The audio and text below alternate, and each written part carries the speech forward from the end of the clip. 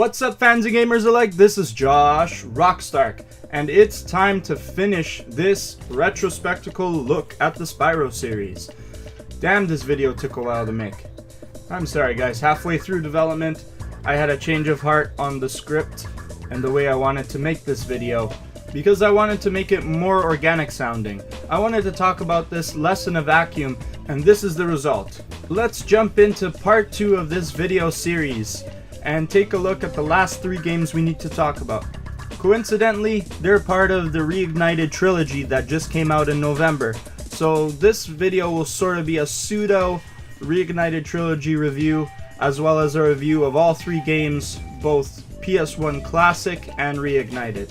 So let's get into it. Let's start off by talking about the first game in the series, Spyro the Dragon. This game cemented the Dragon's place in the PS1 pantheon of games with its incredible sense of whimsy, charm, and exploration. While I don't think everything the game does is perfect, I do feel the groundwork is solid and it sets up an alley-oop to the next 2 games in the trilogy. Plus, the reignited version of the game is so good with its reimaginings and gameplay touch-ups, making an already good game even better. The thing that makes Spyro 1 so good is the signature gameplay loop that Insomniac has created. You can spit fire, you can charge enemies, you can glide across levels, and in some instances even fly. Spyro controls great and makes him a joy to control for the player. The later games in the series are even better from a control perspective, but the PS1 Spyro was not too shabby either. However, the reignited version definitely has the best controls. Spyro has excellent momentum when he's charging, and you feel like you're going fast without the ability to lose control of the dragon. The jumping and gliding have been greatly improved too. If you are just shy of making the glide, Spyro has a new ability where he'll pull himself up onto the ledge, eliminating moments where you are yelling at the TV because you knew you made that jump. Combining great controls with the numerous worlds and levels to explore, you can't help but try to see every nook and cranny of each world. Sure, the ultimate goal is to collect enough dragons, gems, and dragon eggs to progress to the next world, but that's not just what Spyro 1 is about. Spyro is about dropping into a new, unexplored area and seeing all there is to see. Each new world has its own unique theme, enemies to charge and flame, collectibles to find, and secrets to uncover. Some of these worlds have bosses, which admittedly feel like just enemies who take more than one hit and are a cakewalk to beat. Yes, but they are charming nonetheless. You are a guest in each self-contained world. That's what makes Spyro so great. It's very much about the journey and not the destination. Back when the game came out, the Spyro games were superior to other platformers when it came to draw distances in 3D space. Using a technique called Spyroscope, objects in the distance were made smaller and grew larger as the player got closer to them. This was a great way to get over the technical limitations of the amount of objects that the game could handle. Inadvertently, this created some great moments in level design. One of those moments came when you got to the top of the huge building in Cliff Town, and the dragon on top tells you can glide across the river. The objects across the river start to reveal themselves mid-flight, and all of a sudden there are a lot more things you missed. It's these leaps into the unknown that give you these oh my god discovery moments. In the ice cavern level, you can continue along the path, sure, or you can take another leap of faith and glide to a hidden platform with 3 lives, and then find the level exit instantly. There are other similar moments where you find a twinkle in the distance, and you can glide over to a faraway spot and grab the gems sitting way over in yonder. Spyroscope was a game changer for the games and heightened the exploration factor of each realm. The game has 6 overworlds and 29 realms, which can be beaten pretty quickly, but I implore you to just let yourself get lost. The first Spyro is a very passive experience that is not trying to weave this complex narrative, not trying to be too difficult, or trying to demand your full attention and reflexes. I guess that's why I love it so much. There are so many good levels like the aforementioned Cliff Town, Dark Passage, Treetops, and many more. If you want, there's nothing stopping you from completing these levels 100% as you go. There are no progression gates mid-level, just from overworld to overworld. Spyro 2 and to a lesser extent Spyro 3 have certain mechanics that will require you to come back at a later time. either because you need a certain ability or a character to complete a section. Spyro 1 is not having any of that. Playing this game is smoother than a bong hit that you just had. Although I wouldn't recommend that with some of the levels in the later game. I'm looking at you, Dreamweaver's World. What the fuck are these things? Anyways,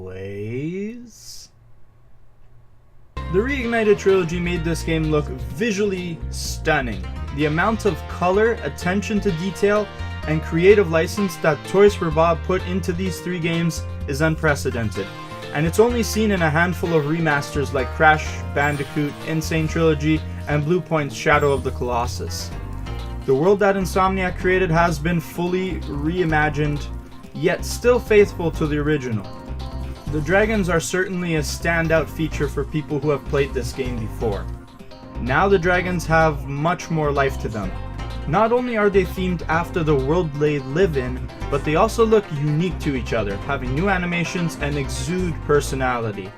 Grabbing the first dragon right at the beginning of the game and seeing a totally new dragon was exciting.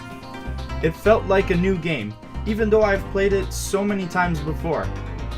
Yeah, sure, we still have the infamous "thank you for releasing me" lines, but the designs somewhat make up for it. They also sound great with the new voice work. Spyro as well. Tom Kenny, who is the voice of Spyro in the second and third games, voices Spyro in the reignited version of Spyro 1. However, I have a very unpopular opinion. I really love the original voice of Spyro done by Carlos Alazraqui. I dig his punk attitude, one-liners when talking to dragons, or maybe because he sounds like Rocco from Rocco's Modern Life. I'm just so fond of it, and no offense to Tom Kenny, but I prefer the original voice work in this game. However, Tom Kenny's rendition of the character is great as well. I do feel like some of the jokes from the original didn't translate well in the process of re-recording, but it's all very minor in the grand scheme of Tom Kenny's excellent performance. Another thing I also prefer is the original soundtrack. The music in the game is phenomenal. It's just so atmospheric and so interesting. Soundtrack creator Stuart Copeland, yes, of The Police, experimented with interesting time signatures, all sorts of instruments, and nice touches of vocal ambience. Like in some of the Beastmasters tracks where you can hear animal calls. The soundtrack adds a layer of each level that only heightens the experience. By far, this is my favorite soundtrack because of how raw and experimental it is. And I think the Reignited Trilogy lost some of the feeling in translation, and it's only natural considering that it's redone versions of Stuart Copeland's work.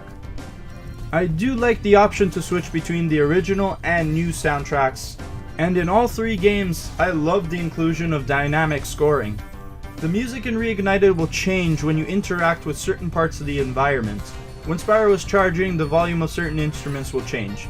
Get to the edge of the level, and the same will happen. If the level theme has looped to the beginning, it will sound slightly different the second time you hear the full theme. This is a really unique inclusion that doesn't get included very often in games. Alright, now I've been very glowing about the game, but I can put my nostalgia goggles down to talk about some of the negative criticisms. I did say that not everything the game does is perfect. Okay, so despite the outstanding jobs that the dragons, enemies, level themes, and soundtrack do to world build this game, the levels do feel a little bit lonely when you compare them to the second and third game. And this is because of a lack of NPCs. The interaction with the dragon statues do a good job, but you can't compare it to the later entries. This sort of feeds into the game's main villain being kinda weak. Sure, Nasty Nork makes a striking and memorable first impression right in the first cutscene, but you don't ever see him again until it's time to confront him in Nork Cove. And as far as his boss fight, he is still weak, and the fight consists of chasing after him. I already mentioned the boss fights earlier as another low point, but heck, you could theoretically beat the game without ever encountering any of them except Nasty Nork. You can at least say they're charming, but I think more thought was put into their characters as opposed to their battles. If I had to pick a favorite though, it had to be Dr. Shemp. He's a voodoo doctor who's too cool for y'all. Also, comparing to later entries, Spyro's levels don't have a lot of variety. There are the 5 speedways to break up the pacing, but otherwise the levels pretty much boil down to searching every nook and cranny to find all the dragon statues, gems, and those friggin' egg thieves. I can hear them mocking me right now. Bitch ass. Some of the levels do introduce cool mechanics like the Supercharge and Super Flame, but it's pretty far few in between. The Reignited version adds skill points and trophy support, but they don't really add too much to the overall experience. It wasn't really an issue when I first played through the game way back in the day, but in terms of variety, we have been spoiled by the other 2 games. Trouble with the trolley, eh? So that's Spyro the Dragon. Now let's jump into the sequel and second game in the trilogy, Spyro 2, Ripto's Rage. Once again, Insomniac has created an incredible experience that built upon the foundation of the original game. The intermediate difference between 1 and 2 is scale, and that's no pun intended. The overworlds got bigger, and the game loop got better. Spyro's move pool got deeper, and the bosses got better. Thankfully. Admittedly, Ripto's Rage is one of the games from the trilogy that I didn't own. But with the amount of times I rented it from Blockbuster, rest in spaghetti, never forgetty, I should have owned it. I don't know if there was a lineup of kids wanting to rent the game behind me, but damn did I make them wait a long ass time. I just kept coming back to this game session after session because of how good it is.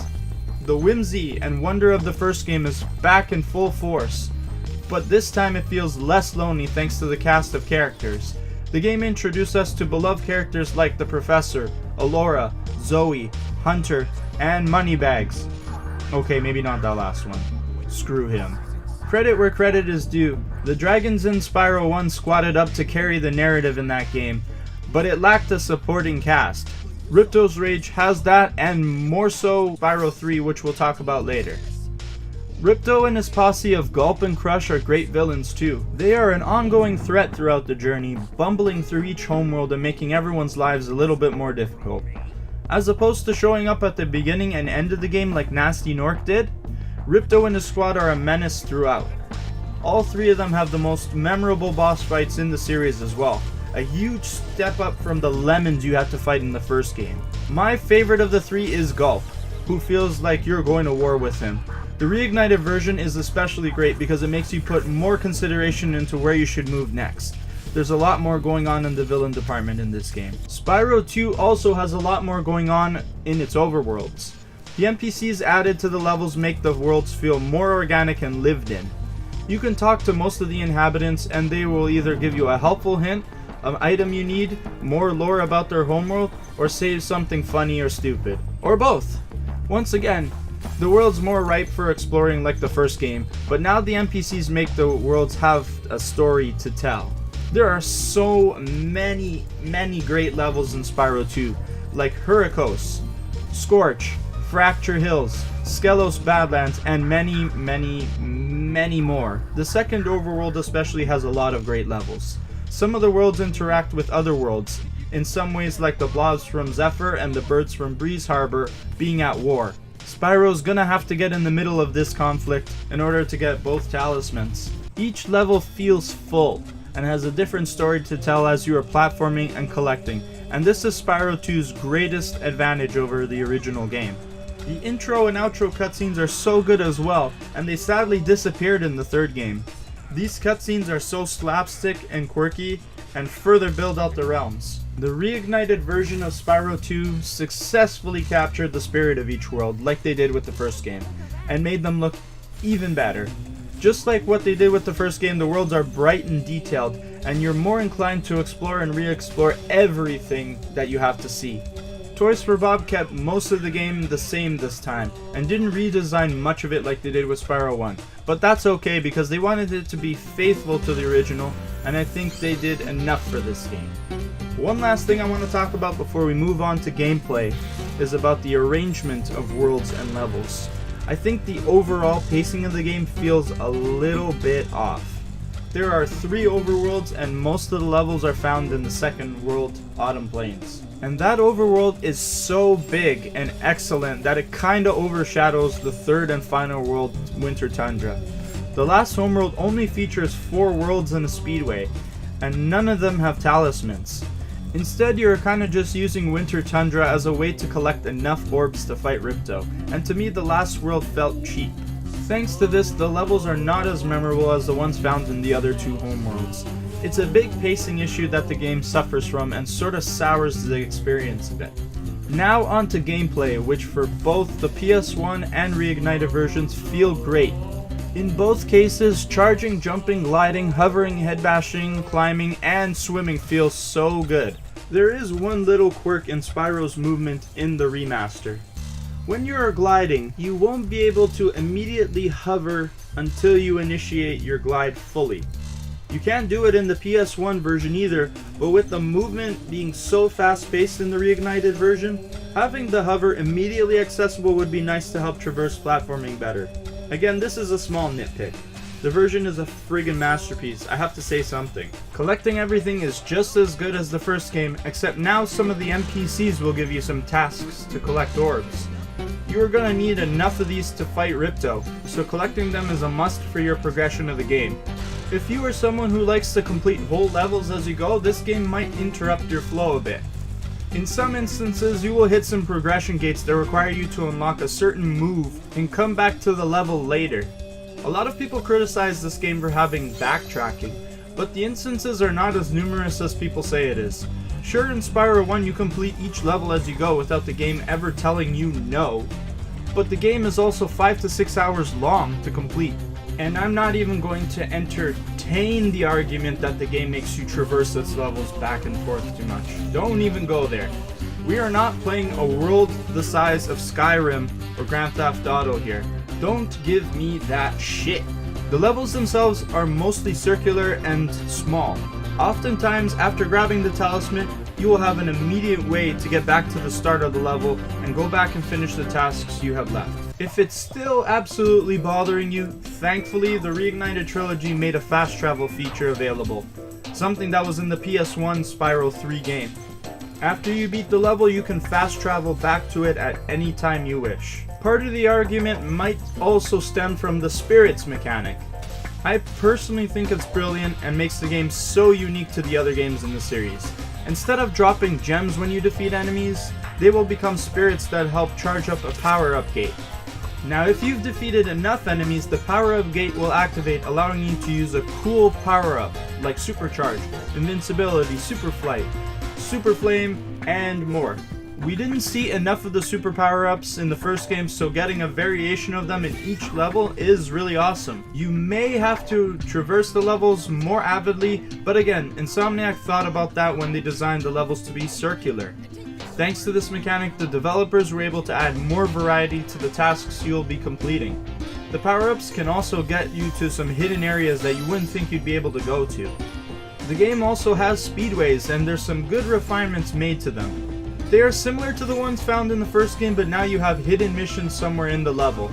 These hunter-themed missions give you a chance to grab another orb, and are pretty fun. In short, the signature gameplay loop is at its series peak in this game. Ripto's Rage is so fun to play, and a blast to collect all the talismans in every orb. The reward for doing so is great too, but I don't want to spoil that in this video. Stuart Copeland made Lightning Strike again with his excellent soundtrack for Ripto's Rage.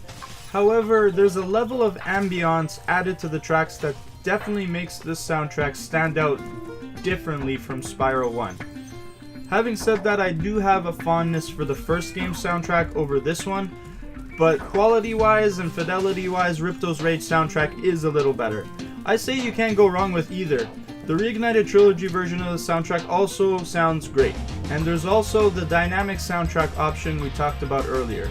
This game is the first time Tom Kenny voiced Spyro, and it sounded great when it came out. As much as I love Carlos Alazraqui's Spyro 1 performance, I don't think it could have worked for the story and the script that Insomniac created for this game.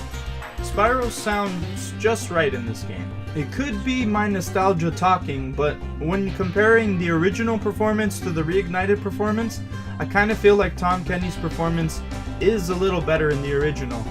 Well, that doesn't make sense. It's the same person doing the performance, right? Well, it's in the delivery of the lines and performance that makes the difference. The original performance is delivered with an air of that patented 90s edge. Not as snarky as the first game, but there certainly is a good amount of it. The Reignited delivery comes across with a more lighthearted and less sarcastic approach. Let me reiterate that both performances are great, and both match the era they came out in. I just like the original a little better because the dialogue was written for that time period.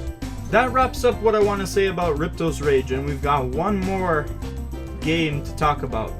But before we go to that, I want to say it's a fantastic sequel with all the improvements to the gameplay loop and the push for a more living and populated world. With Year of the Dragon following in this game's footsteps, let's see how it stacks up. First of all, it's the most grandiose of the trilogy, offering players a lot of gameplay and fun things to do. It boasts the biggest playable cast, most collectibles, and the most playable levels to explore. The game just feels bigger as you can once again explore an unknown land that was once filled with dragons. That signature gameplay loop is in full force here in both versions of the game, minus the spirit system. You'll get all your abilities unlocked from the start, mitigating the amount of level revisiting you will need to do aside from a few levels in World 3, and the Sparks missions that can only be done after you've completed the world's bosses. That's right, Sparks is playable for the first time in top-down shooter style levels and are a lot of fun to play. Along the way you can also play the new and improved speedways that now include races. Lastly, Spyro 3 has mini-games that you can play.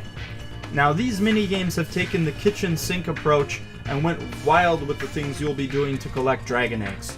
There's skateboarding, tank piloting, whack-a-mole, ice skating, and a bunch more. The devs of this game said they were running out of ideas, but were able to pull it off. There is a bunch of fun minigames here without retreading the ground that Ripto's Rage walked on. Some of them are even played by our new playable characters.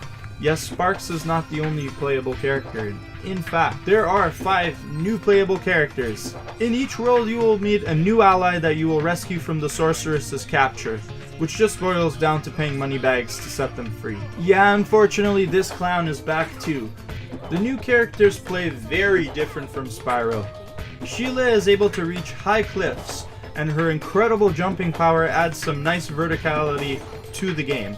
My favorite character to play is Sergeant Bird. I mean, come on, he's a friggin' penguin. What's not to like? He can hover around his levels, pick up objects like bombs, and he has homing rockets. His levels are much slower paced, but still fun. Next is Bentley the Yeti.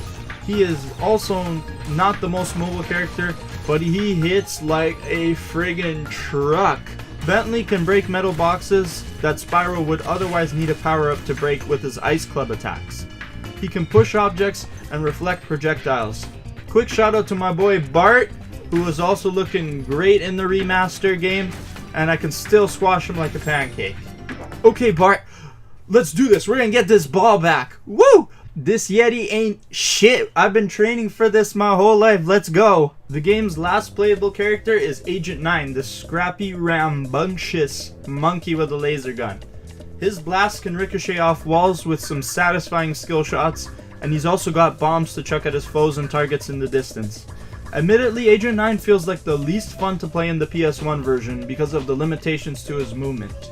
I do feel like he was the precursor for testing out Ratchet and Clank, as Ratchet does move similarly. In the Reignited version though, he is a dream to control. He used to move sluggishly with tank controls like typical shooter controls from that era, but now he's been updated with modern third-person shooter controls. His levels became some of my favorite levels to play in the Reignited version of this game. Sergeant Bird also plays much better in the Reignited version, as he now feels more mobile when you're hovering. Arguably worse than the originals though is Sheila, because of the timing for her jumping is messed up. Veterans of the series may struggle with her jumping mechanics because the original had a certain rhythm to her jumping that felt natural. Jump and hit the jump button right when Sheila hits the ground to do the high jump. For fun, I used to high jump around the level because I could hit the jump precisely every time, but I can't do that in the Reignited version. I'm spending a lot of time stressing this one point, but trust me, it's a minor infraction on the remake. I guess now's as good a time as any to really dig into the Reignited version's flaws. We need to talk, mister. The reignited version of Year of the Dragon is buggy as hell. It's not unplayable, but the game does constantly remind you that it needed more time in the quality assurance department. Especially when you hit a game-breaking bug while you are streaming the game. Get ahead of Crazy Ed on the Lost Fleet and just like that, you are starting your game from the very beginning, my friend. There are lots of ways you can break all three of these games, but in this game you don't have to look for them. In Soviet Forgotten Worlds, bug finds you. Glitchy enemies, unintentional boundary breaking, and frame rate issues are just some of the other problems I encountered. And some of the minigames have garbage controls when it comes to vehicles and rideable things. And don't get me started on the Farley minigame. Holy He's too cute. I can't swear. I guess it's not the worst we've seen when it comes to Spyro games being buggy. If you're looking for who holds that crown, check out part 1 of my Spyro review. That game is the first one we talk about. But considering that the PS1 Classic is perfection in this department, having this game in the state it was delivered in is disappointing. And I know Sanzaru Games, who developed it, is good at what they do. Sly 4 was a stellar game. Maybe even with the delay, the studio needed more time to QA the game. However, I have to speak about how the game is now, and at the time of when I played it. I also don't want to give the impression that it's all bad, as Year of the Dragon Reignited does a stellar job when it comes to the redesigned cast and their voice work. Melissa Hutchinson stole the show as Bianca. The voice work and redesigned characters were excellent, and kinda overshadows the issues previously mentioned. I was super excited to traverse the lands because I knew I was going to meet a new character and see how they were redesigned. It made for a super enjoyable experience.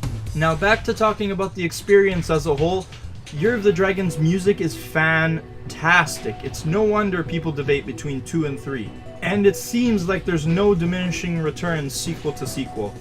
Fireworks Factory is easily my favorite track in the game.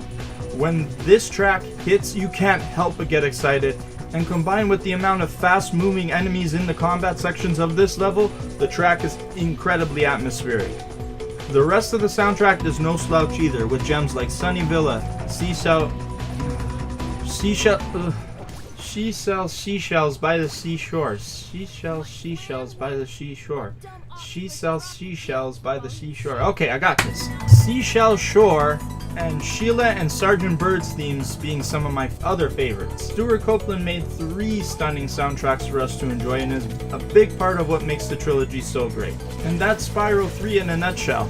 A lot of thought was put into this series, and it's a reflection of the studio that made it. Insomniac has a signature sense of humor and world-building ability that stretches to all their titles, whether it be Ratchet, Resistance, the recently released Spider-Man games, and of course our buddy Spyro. It's on display here to see, and each game sparked a love for the franchise that we are so happy to have back in our lives today. Spyro the Dragon is an 8.5 out of 10 for me because it's still a great experience. The PS1 version is an 8 out of 10, but the Reignited Trilogy version bumps up the game a whole half point to a solid 8.5. The Reignited version is that good and is the definitive version of that game. Now the question is, which of the 2 remaining games do I think is better? Ripto's Rage or Year of the Dragon? Let's take a look at the parts. For me, Ripto's Rage has a better gameplay loop, but Year of the Dragon is a much more evenly paced experience. Year of the Dragon has a better endgame, but Ripto's Rage has way better bosses. Both games have amazing supporting casts, and choosing the better soundtrack is like picking your favorite child, so let's just call both a tie. And Ripto's Rage has a better Reignited version by far, as the Year of the Dragon has a lot more flaws in that Reignited version. So, both versions of Spyro 2 are 9 out of 10 for me. And Year of the Dragon parks itself at 9 out of 10 for the PS1 version. I'm sorry, the Reignited version in its current state is a 7.5 out of 10. I played that game through twice, and in the state it's in, they need to fix that game badly. So who is the winner? I'm giving it to Spyro Ripto's Rage. Here's why. The choice was made based on how exceptionally well Ripto's Rage builds and interconnects its worlds. Avalar feels like a lively and breathing kingdom. The details like the intro and outro cutscenes, variety of NPCs, realms interacting with each other, and the spirit system influencing the levels really makes the experience of traveling to these worlds feel organic. The other two games do this, but to lesser extents, and that's why I've crowned Ripto's Rage the best game in the Spyro series. However, if you are looking for a world to explore, these three games are ripe with whimsy and intrigue. Along the way, you will uncover just how charming these works of fantasy are. The greatest games in the series are able to leverage these things and create an interesting world on top of having a great gameplay loop. Certain games are better than others at balancing these things, while other games gun for one of the extremes, producing various results. On the whole, the series has had its ups and downs, but the Spyro series is on the upswing with the release of the Spyro Reignited Trilogy, and I am very excited to see what Toys for Bob or another developer will cook up next. I hope that the next project can conjure that signature mix of world building, fantasy, exploration, lovable cast, gem collecting, sheep flaming, and Nork charging fun that the series is known for. And Nork booty. The series needs more Nork booty. Thanks for watching, guys. My name is Josh Rockstark, and peace out.